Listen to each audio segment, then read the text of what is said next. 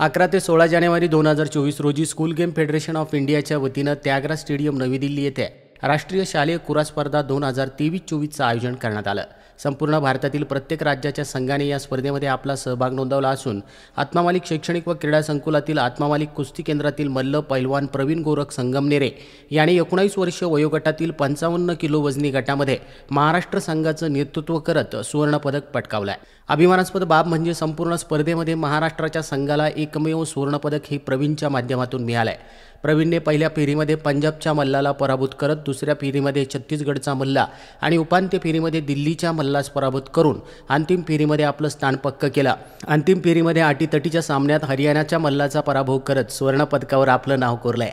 प्रवीण हा परमपूज्य सद्गुरू आत्मामालिक माऊलींच्या कृपाछायेखाली गुरुवर्य वस्ताद भरत नाईकल सर यांच्या मार्गदर्शनाखाली आत्मामालिक कुस्ती केंद्र कोकमठाण येथे दैनंदिन सातत्याने कुस्तीचा सराव करतोय। प्रवीणला आत्मामालिक कुस्ती केंद्राचे संचालक NIS राष्ट्रीय कुस्ती कोच भरत नाईकल सर, आंतरराष्ट्रीय कुस्ती कोच श्री रामफल Thakran sir, NIS qualified coach विवेक नाईकल सर, कुस्ती केंद्राचे प्रशिक्षक पैलवान राजू पाटील, पैलवान अक्षय डांगे यांचं मोलाचं मार्गदर्शन लाभलंय। प्रवीणला विश्वात्मक जंगली महाराज आश्रम ट्रस्टचे अध्यक्ष माननीय श्रीमान नंदकुमारजी सूर्यवंशी साहेब यांनी खूप खूप शुभेच्छा दिल्या आहे आणि त्याच्या या कामगिरीबद्दल अभिनंदन केलं आहे। प्रवीणने मिळवलेल्या या दैदिप्यमान सुवर्ण कामगिरीबद्दल त्याचं हार्दिक अभिनंदन। आत्मामालिक न्यूजसाठी संपादक सागर आहिरे, कोकमठाण।